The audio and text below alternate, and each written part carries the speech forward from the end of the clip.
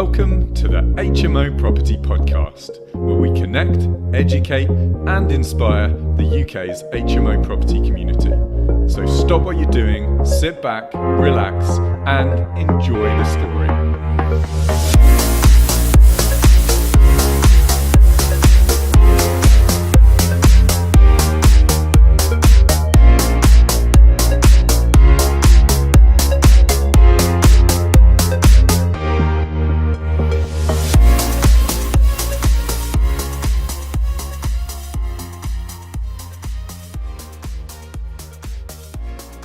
What's up, HMO Nation, and welcome to another episode of the HMO Property Podcast. In this episode, we interview successful HMO property investor, Andy Graham. Andy is going to take us on his HMO property journey, including the ups, the downs, the highs, and the lows. Now, Andy's been investing in HMOs for some 10 years now. He's completed over 100 projects, currently houses 400 plus tenants in 3 different locations. So let's jump straight in. So welcome, Andy. Welcome. Yes, to me. Thank you, Rupert. Great to be here with you. Yeah, thanks for that. Good. Andy, before we dive into the details of your HMO journey, tell us about you. Give us your background before you started in HMOs. Before I started in HMOs, okay. I was early 20s when I got started. So the years immediately preceding my first project were at university. Spent a lot of time playing sport, getting drunk, hanging out with friends, doing the usual stuff that, you know, guys do at university. And I immediately qualified. I was a physio. That was my professional career. And I did work as a physio. So I went straight from university into a physio career, but almost as soon as I started in physio for various reasons, I got my first HMO. Fantastic. Okay, so going back 10 years, how much time did you do as a physio before you really saw the light and were like, you know, this isn't for me? Well, it wasn't a light switch moment, to be honest, Rupert. It was something that I gradually became aware of as a kind of potential future career for me. The first one went really well, and I just continued to be a physio and enjoyed having that additional income. And yeah, I enjoyed my lifestyle. I was in Cornwall and I would surf a lot. I worked pretty good hours, you know, an 8 to 4 job. I had a lot of time. But I was still young, and I wasn't aware of my entrepreneurial mindset at that point. And you know, it was over the following few years that it started to become something that I recognised as a potential kind of long-term plan for me. Got it. So you really cut your teeth on the first one whilst you were still in a job, which is always a good thing to do. It was, and I was in Cornwall at the time. I lived in the southwest. I went straight from university. Whereabouts in Cornwall were you? I lived in a place called Porthtowan, which is, a lot of people will know where St Agnes is. It's very close to St Agnes. Yeah. Lots of great surf. But I went straight from Sheffield, which is where I studied, to Porthtowan, to Cornwall. And the HMO that I bought was in the Midlands, which was about 350 miles away. Wow. Okay. How did that go? Painfully, in all honesty, and it cost me a lot in fuel, but it was something I enjoyed doing, so it didn't feel like hard work at the time. It was logistically tricky, but actually I had the foresight to recognize that if I got it right and it went well, it was definitely going to be worth those kind of weekend trips up and the fuel costs and the time away from home and things. Got it. And how did you settle on the Midlands? How did that come about? My sister's a little bit younger than me, and she's a vet, and she was studying to be a veterinary surgeon. And she was living in a student house near her campus, and I would go and see her with my family periodically just to say hi. And at this point, the seed of getting a student property had already been sown in me. I just wasn't sure where it was going to be. And actually, after going and seeing my sister at university, that for a number of reasons, that location started to look like a pretty good prospect.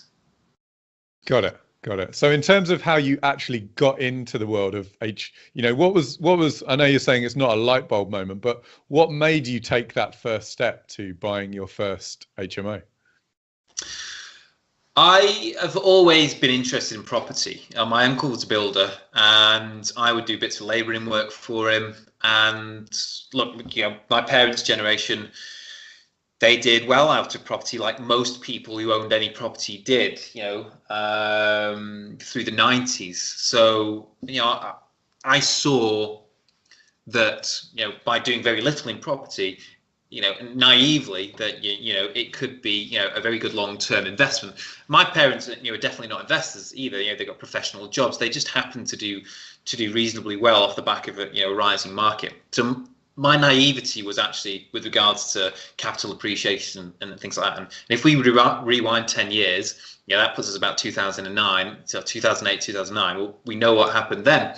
At that point, I didn't have a clue what a recession meant, what the implications of that were, what that could or couldn't mean for somebody like me trying to get into property investment. But I just liked the idea of owning a property. And, it really was as naive as that at the time, Rupert. Fab.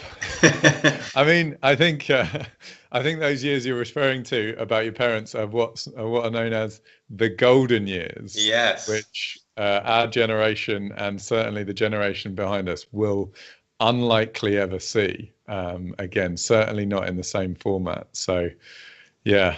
Don't wait to buy property. Buy property and wait. I think that's the phrase. Yeah, and you know what? So, I've done that, since I started, Rupert. I've sold 2 properties, and actually, on both occasions, I've regretted doing it in the end. I wish I hadn't. It made sense at the time. It made a lot of sense at the time. But you're right. Buy and just hold it, and that is what I do now. Okay. And was there anything holding you back at the time investing in HMOs? Yeah, a huge amount. The first big one was access to capital. I was 21, I think. So, and I had an idea of buying a student property, and I wasn't long since a student. So really, what did I know about being a student landlord? What did I know about buying property? Fortunately, my parents, believed in me, or maybe they just wanted to shut me up enough to lend me a little bit of cash, and they did. And I think I borrowed about 30,000 to get the first one. And I did save very, very hard in Cornwall when I went down. I did kind of, put it up on the board and said, I'm gonna try and buy a property there, and I'm gonna need to save this much up. And mum and dad have said they're gonna lend me this much, and that's what I did. But the first barrier to entry was definitely capital. The second one was absolutely knowledge. I mean, I really didn't have any idea what was involved in buying a property. I didn't understand anything conveyancing, how to negotiate, what the implications of getting lending were, whether or not there were any legal requirements, from a landlord's point of view. I didn't know enough to even think and check the local market and look at rental confidence and that. So they were definitely limitations that I recognized. But again, I was quite naive and just thought, well, I'll just figure it out. Yeah, I mean, that's the entrepreneurial spirit, isn't it? It's a bit of naivety and a bucket load of get up and go and can do at all costs. So I'm sure a lot of our listeners will be able to relate to you on that. Yeah. Andy, next up, I'm just going to rewind a little bit, and I want you to tell us in as much detail as you can, numerically, about your first property deal. If you don't mind, what did you buy it for? What did you refinance it? What did you rent it out for? And what was it worth at the end? Okay, absolutely. This property then, it was 2009 when I saw it. I think it completed just in the early sort of state part of 2010.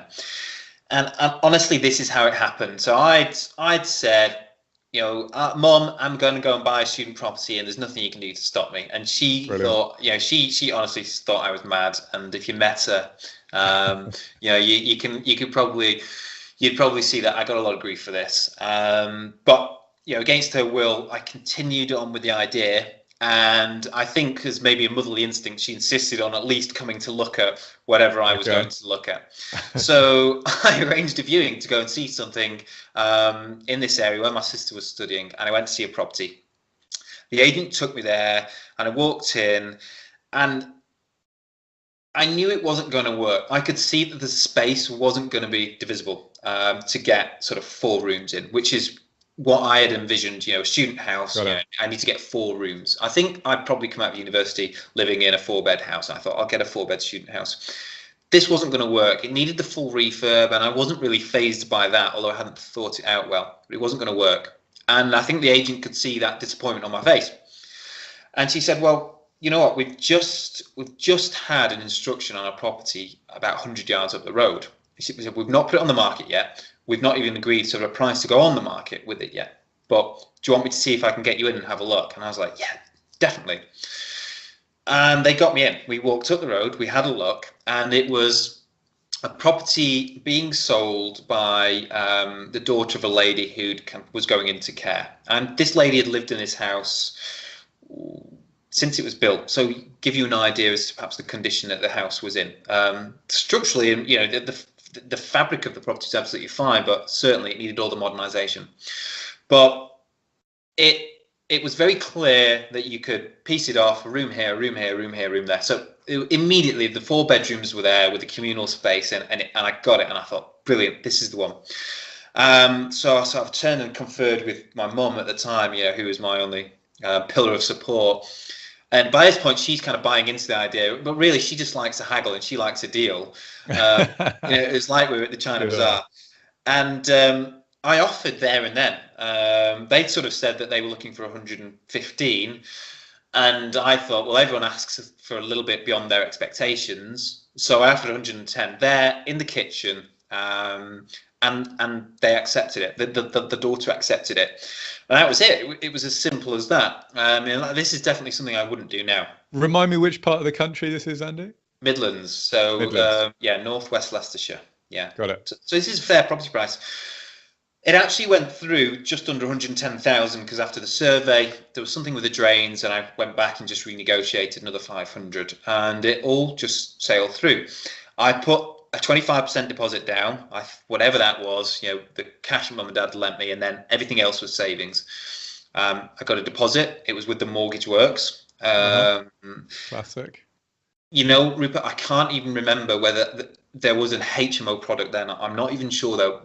I honestly can't remember.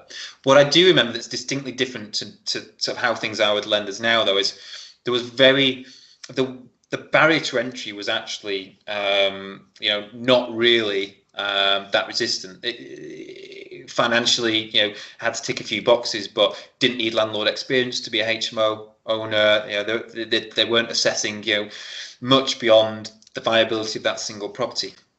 So all went through, and I put the job out to do the refurb, which was crucial, on my hammer, because of course I didn't know anybody who could do this work. So property completed, I then put the works out to tender, and I got some people around to come and quote, and that was a minefield because I just didn't have any idea what things costed, and I didn't understand the concepts of first fix, second fix, upgrading electrics, what that means if you need to chase the walls, dropping ceilings to run cables.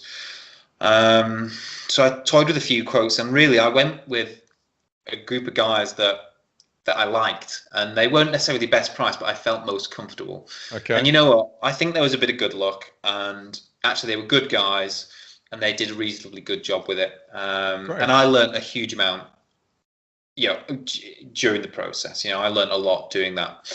The property, the refurb itself, I think I spent about 27,000 or something like that. It was pretty tight. It really, really stretched me. And I actually turned it into a 5-bed. I got a 5th room out of the back.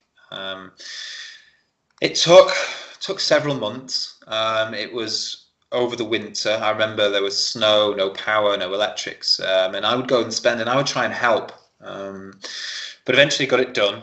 and it wasn't to the standard that you might have seen some of my stuff now. This was really, I got it to a good standard, a standard that I thought was good, but not a patch on the sort of stuff we do now. And I didn't get it refinanced initially. I just let it run, and I just left that equity in there. And I think I got at least a 3-year fix on it at the time. There was a bit of a bridge between the sort of January when I think it completed and the September when the first students moved in. But I worked with a local agent who had a few student properties there, and they helped me and got some tenants. And actually, that was really easy at the time, and I was quite fortunate. But it was a new market. I got into that market very, very early. So to cut a long story short, they got me 5 tenants. They paid £350 a month. So I think that's £17.50 a month, something. I was at 1,500. Something like that. Yeah, I'm gonna work it out quickly. Yeah, do it. £17.50 a month, and that's what they paid, ex bills. And they moved in on the 1st of September. And against all the odds, I'd actually managed to make it work. My mortgage was about 400. I think it was £429. I remember rightly. Okay. So the difference was well over £1,000. What a golden ticket. What did your mum say about that? Well, let's just say that they kind of clued on very quickly, and it wasn't that easy to borrow money from them again because they went and bought a few themselves.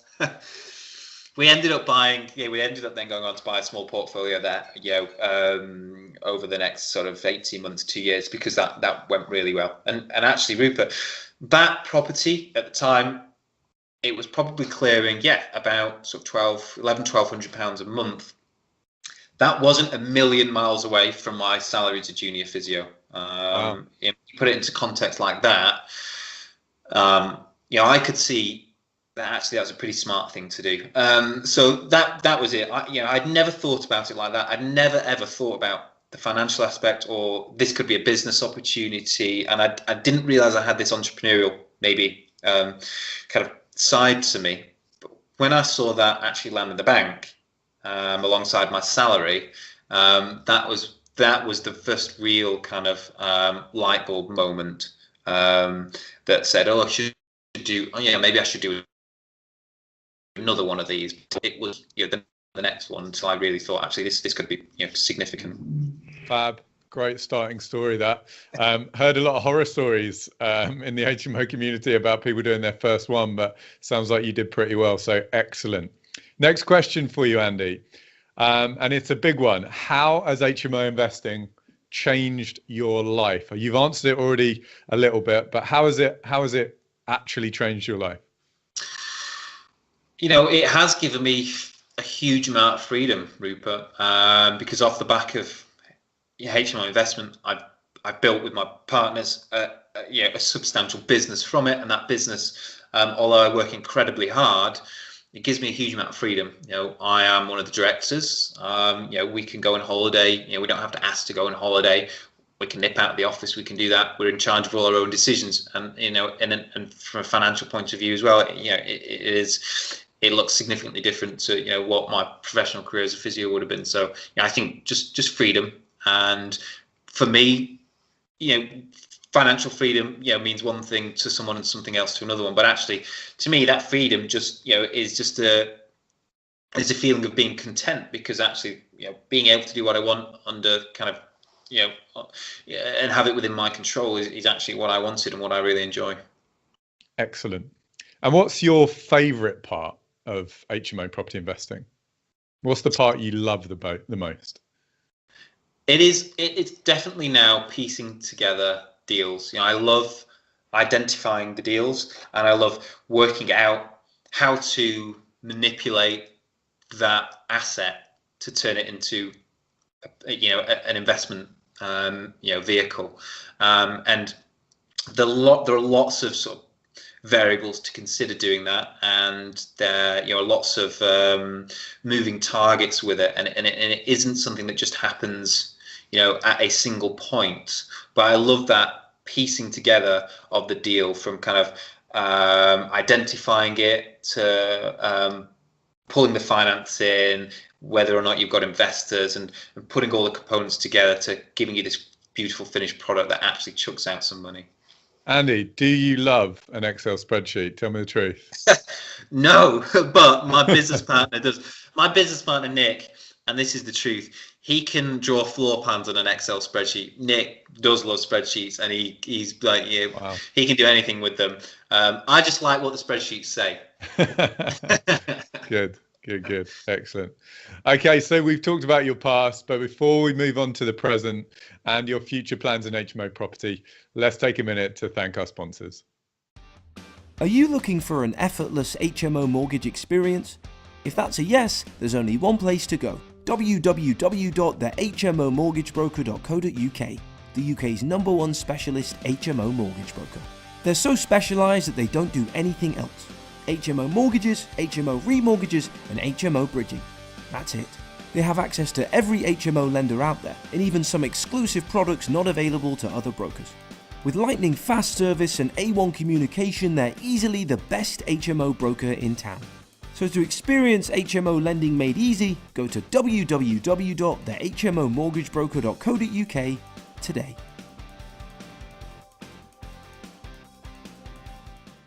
So Andy, fast forwarding to the present day, tell us about your current portfolio.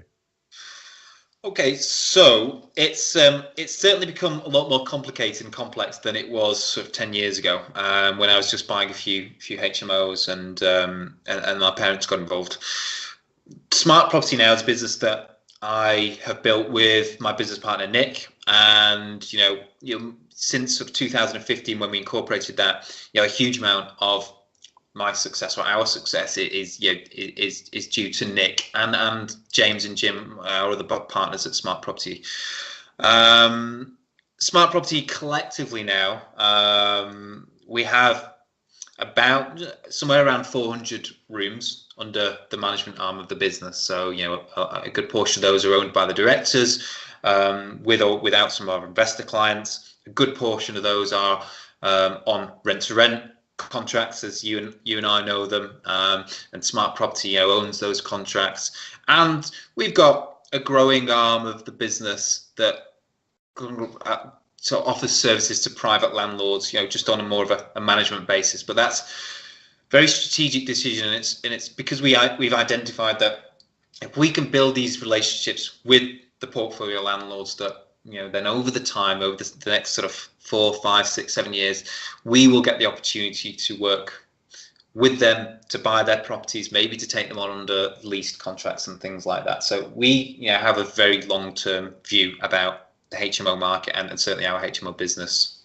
Quite the operation, 400 units. There must be some serious management infrastructure in the background, which I can probably see a few of their chairs right now. Yeah. We've got a fair few number of staff now. Lots of software that's got to run all this stuff. Nick's an accountant. We've got Roxana, as a management accountant as well. She's fantastic. Our team are just brilliant, and without those guys, this would not be possible at all. There are lots of moving parts to managing that many rooms. But if you're growing a portfolio to these sorts of numbers, you need that infrastructure to be able to manage this sort of stuff. And certainly if you're working with private investment, you've got a duty to be able to manage that investment long term. And in property, that means managing tenants and actually managing what goes on in the property and the maintenance issues that go along with it. Andy, next up, tell us your best single HMO investment today. This one's easy. And look, I can't take full credit for it. It's too big for one man. But it's something that I did with the partners at Smart Property. We took on a block in Fallowfield, which, if you don't know, is the epicenter of sort of Manchester and student homes in Manchester. We took on a block under a guaranteed basis. So I've got a long-term lease, 10-year lease. It's 25 student rooms. It needed a £70,000 refurb. We did the refurb in 4 weeks. We negotiated the contract for 11 months, and it got signed kind of on the last day of the 11th month, and we needed tenants for the following month, which was sort of the July cycle. After all these negotiations and Lloyds Bank were involved, we got it signed. We then managed to pull a team on to refurb a block of 25 student rooms, which was a huge amount of work, and about you did a 70 grand refurb in 4 weeks. Yeah, we did. We really did. And it was one of the toughest things we as a team have really had to deal with. But you know, if I give you kind of an idea of what that looks like now, we rent those rooms, I think they're for sort of close to £500 a month mark, so around £120-ish a week, bills inclusive. The guarantee is probably about 60,000 a year. It grosses about double that. So over a 10-year term, you know, the return on our initial £70,000 investment is phenomenal. And if you benchmark that against, let's say a property that you could invest 70,000 in, maybe a 5 or 6 bed prime student HMO, you know, the return that we get on this 25 bed block, you know, so far outstrips anything that we could possibly ever get in any other sector of the residential market, other than potentially a large development that was flipped on quickly. It really is an unbelievable investment, and it was very, very difficult to piece together. It was very, very difficult to. What made it so difficult? There were three parties of solicitors involved. There were our solicitors, there were Lloyds Bank's solicitors, and there was the seller's solicitors. When you're looking at 10-year leases, you've got land registry considerations. There were a huge number of sensitivities to the deal. You know, one of them being the refurb cost, which is very difficult to conclude on before we bought it, because, you know, for anyone who's refurbished a property, you'll know very well that until you start peeling back the layers, you're really just guessing. And on something of that size, you know, some of the problems that you can potentially find can be quite significant. So coming to a degree of confidence on that before we signed the deal was an anxiety. And then, because of the time that it happened, we had such a short window to find tenants that it really rendered it non-viable. You know, if we couldn't get students in, this was going to be a real slog to bridge it with professional tenants for a whole year. So this was drawing on every single arm of the business, and every member of staff and every resource we had to make it work. But, you know, that property alone will net something like 5,000 a month, which, you know, itself is a small business. And when you've got the management infrastructure to do it, and continue long term, then actually it just slots into the rest of the portfolio. So it was just a huge amount of work up front. But I'm really proud of that deal that we put together, and, you know, as a team, what we did actually. I think I've seen some of the paraphernalia, some of the media surrounding it. It looks like a really good deal, Andy. Yeah, thanks. We did some cool stuff, and we had some Banksy stuff in some of them. We had all these different designs, and, you know, we got all these great photos. You know, in the first year we kept the rents a little bit lower because we really didn't have a product to sell. We were just selling it on a promise, and that was some promise, you know, because we had 4 weeks to do this. But once we did it, we got all these photos, and now every year we let it, we can, you know, we've got these great evergreen photos, and, you know, the tenants love it. The students think it's fantastic. I'm sure they do. Great story. Andy, next up, tell us one significant mistake that you've made in the HMO property business that, by sharing, you're going to help our audience potentially avoid in the future. I mean, this is an easy one as well. And this is definitely my most embarrassing moment. I look forward to that. Yeah, and the guys in the office still like to kind of rib me for it. We send out a lot of direct marketing. You know, we work with a lot of landlord databases. That's how we generate a lot of our leads for the stuff we buy, the stuff that we kind of lease. And that goes out in the form of helpful newsletters, let's say. And yeah, every month the topic might be slightly different. Well, 1 month last year, you know, or maybe the year before, and this is my responsibility. The marketing is under my jurisdiction. Anyway, we sent something out, and it had some information about HMO licensing, and we may have sent out some information that was inaccurate, and it wasn't intentional. It was just lack of attention to detail, and it was the first time I really realised actually, how significant your reach can be to a mail shot, even though sometimes you might not think that because you don't hear that much. You might only get a 1 or 2% rate, but if you upset people, that rate of response goes up significantly. And actually, unfortunately, we really upset some people and ended up with trading standards calling us because they thought we were some terrible scam artists. And what did you say?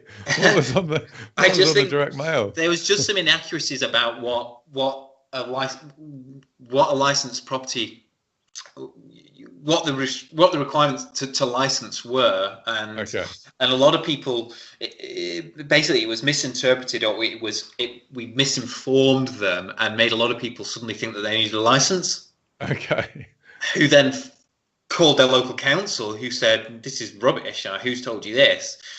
But the sheer volume that we'd sent it to, was quite significant, and there were definitely repercussions, and it got past trading standards by someone who was really upset. And look, we apologise. We really didn't intend to do that. It was a genuine mistake that I made, that I have apologised for. But by doing so, we learned a huge amount from it. We have a process now that all of our marketing gets sort of screened and checked, even just for proofing errors, which we didn't take it that seriously, earlier on in our business life. And in the end, now we realize how important it is. And actually, we recognize how, like I said, how powerful direct mailing can be, because the response rate to that was quite phenomenal. If we had a response rate like that from every mail shot, it'd be fantastic. Tell me though, did you because in the world of media and PR, any PR is good PR, right? Did you make any useful connections or do a deal off the back of that, even though it wasn't exactly how you'd intended it? We drove people to a landing page, and we got a lot of email addresses and contact details off the back of that. I was very sensitive to the fact that they probably don't want following up in the short term, but we made a conscious decision off the back of that to slow down, to be patient, and to actually try and give value first. And that's something that John, our non-exec, taught us to do, and we've done that. And I can probably show you very quickly, because one went out yesterday, but they look a little bit like this. I don't know if viewers can see, but for those that are listening, it's a newsletter. It's 3-4 page newsletter with some really helpful information about the state of the HMO market. And actually now, rather than get people saying, "Please take me off your list," or trading standards called, we get people who call and say, I've moved addresses. Can you just update my address?" Because they find this information really helpful, and we really spend a lot of time and effort making it valuable for them. We tell them about what's going on in their local market. We tell them about what's going on in the wider market, what they should be thinking about, how they could be doing things slightly differently. Great. I mean, that's a success out of a mistake, which is always a good win. I think if your processes are updated now and you're providing good value and it's actually caused you to think, I think it's a really good lesson learned. So thanks for sharing that one. I'm sure HMO Nation will enjoy thinking about that. Next up, HMO portfolio plans for the next 12 months. What are you personally looking to do just in your HMO portfolio? I'm having most of the year off HMO acquisition for myself, busy in the business, but myself and my partner have just bought a property. We bought a beautiful property at auction. It was a cash buy, and it's going through a big refurbishment at the minute. So we are just taking a bit of time to prioritize that, to get our house how we want it, and then we're going to reset, and then we're going to look at whether or not we want to pick up another portfolio maybe towards the last quarter of the year. Another property. Yeah. Brill. Okay. And how about outside building your own portfolio? Is there anything else that you're up to in property, maybe with Smart Property, that you think it might be useful to share with HMO Nation right now? For me, property is a very powerful tool, and Smart Property, is a cash generating business. That's the long term plan of it, and so it isn't a business that holds equity in the form of property. Our investors do, the directors do, but that's not what Smart Property does. So while me and the directors, we will buy property ourselves, Smart Property is going to continue, and we're going to keep growing that. We've got some great growth plans, and things are going well at the minute. Myself personally, I'm working on something with Nick, one of the partners at Smart Property. We've got a site in planning at the minute. It's actually in appeal because it was rejected, although we had very strong recommendations. Waiting back to hear on that any day. We've got a £1 option on a site for 6 new builds. So we're just looking and strategically working on those sorts of projects. And something we're looking at on the fringe of everything else is some big HMO opportunities. We're looking at sort of 30, 40, 50 bed opportunities as well. They need a very specific type of building in a very, very specific location in the cities. And obviously there's a lot to consider with regards to scale, timeframes, sort of tenanting at the end and things like that. And that's definitely on our radar. Big projects require big planning, but let me tell you, they are worth it. They are absolutely worth it. Okay, we're coming towards the end, Andy. Any advice you'd like to give current HMO investors? I think there's a lot of anxiety in the HMO market now, Rupert, for a number of reasons. A lot of people are upset and frustrated by the changes in legislation. And you can be on either side of the fence on this. You can either look at it as a frustration point, and you can let that get between yourself and building a portfolio of HMOs, and you can let it sort of deter you from doing that, or you can look at it as an opportunity and sit on the other side of the fence and recognize that a lot of people feel like this, and maybe this means that yes, the market is commercializing, but if you can capitalize on that opportunity, if you can maybe infiltrate some of these sales that are happening because landlords are throwing the towel in, there definitely could be an opportunity, and you need to be looking several years ahead, because portfolio landlords are not, well, generally speaking, are not likely just to throw the whole portfolio away because they've had enough.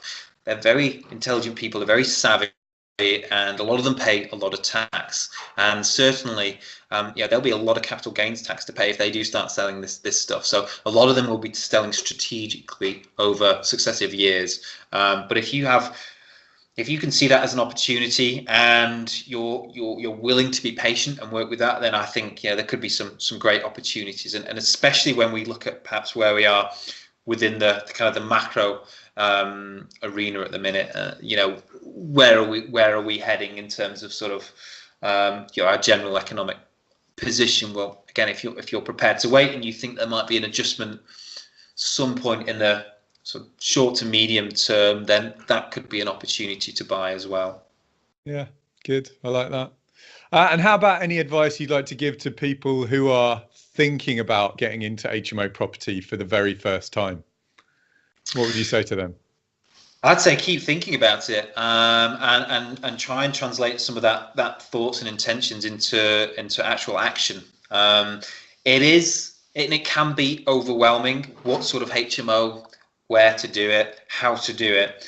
There are a lot of people who are giving away some really great information for free. Some of it's paid for, but if you're serious about doing it, reach out to these people and maybe look for some advice and guidance. For me, looking towards people who've done it and who are doing it is key. And try and replicate their models, because there's nothing earth-shattering about this investment model. It's a particular type of house, and if you do it in a particular type of way, you'll be able to generate a certain amount of money, and that's fairly standard.